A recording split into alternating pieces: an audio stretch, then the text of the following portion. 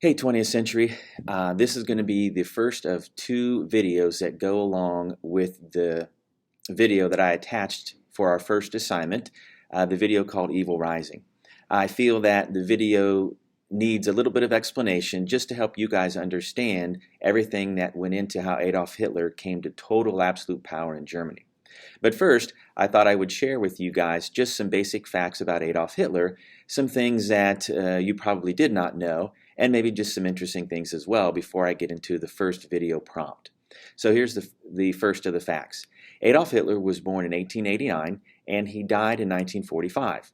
He was not German, he was born in Austria. Now Germany and Austria are very similar to each other, but Adolf Hitler was not a German by birth.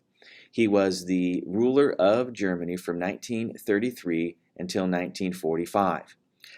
Next, he was a great public speaker. The things that he said made people incredibly interested in what he was saying, and also the way that he said it too.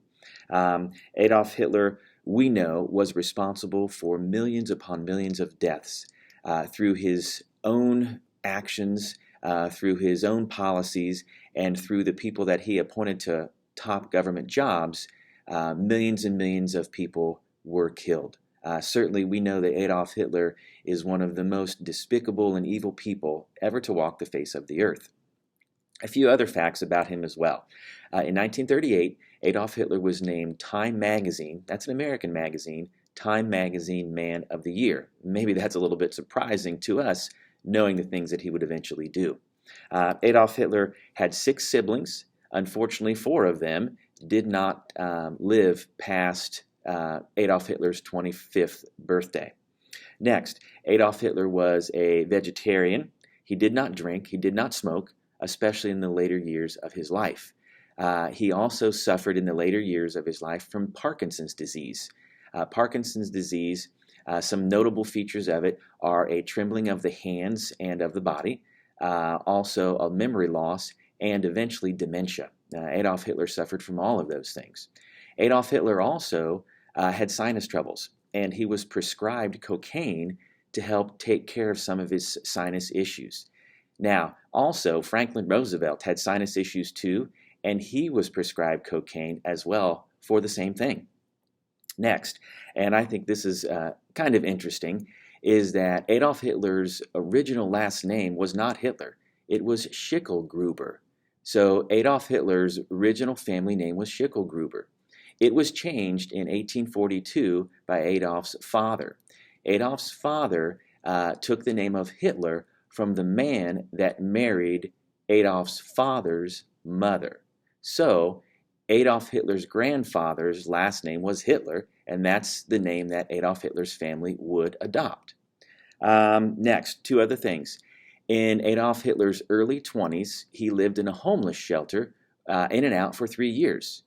And Adolf Hitler's first career choices, or at least when he was younger, career choices he looked into, one was to be a painter, and the other was to be a priest. So that's kind of odd occupation choices for the man that we would know would become Adolf Hitler. All right, next, I want to go ahead and talk to you about the first of the video explanations that I want to offer to you guys.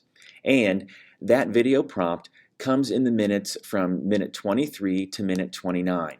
This is when Adolf Hitler is coming to power. Well, let me explain to you.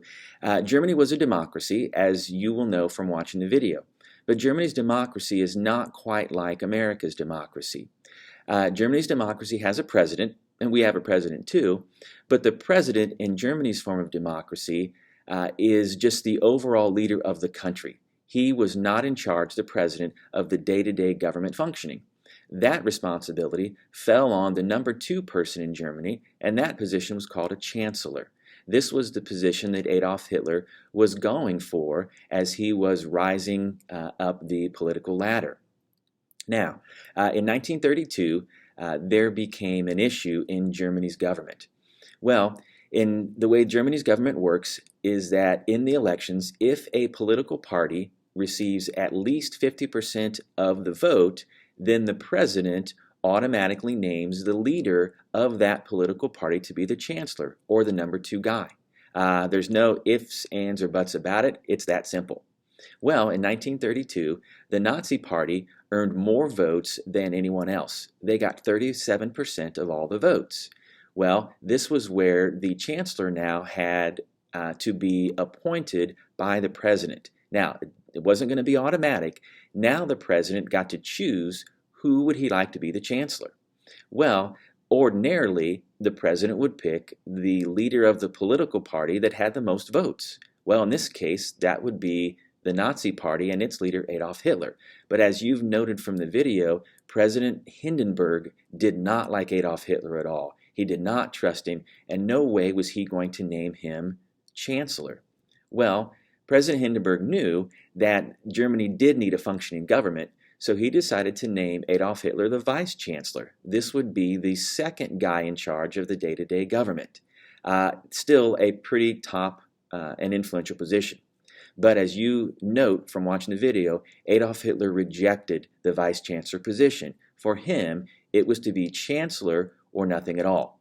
As a result of him turning down this vice chancellor position, the Nazi Party and Adolf Hitler lost respect of many voters, and it seemed that Adolf Hitler had lost his chance to be in power. It's at this point where another man named Franz von Papen comes into the story. Hopefully, you understand the deal that von Papen would make with Adolf Hitler to allow Hitler, when it seemed like he had lost his chance, to allow Hitler to be the actual chancellor.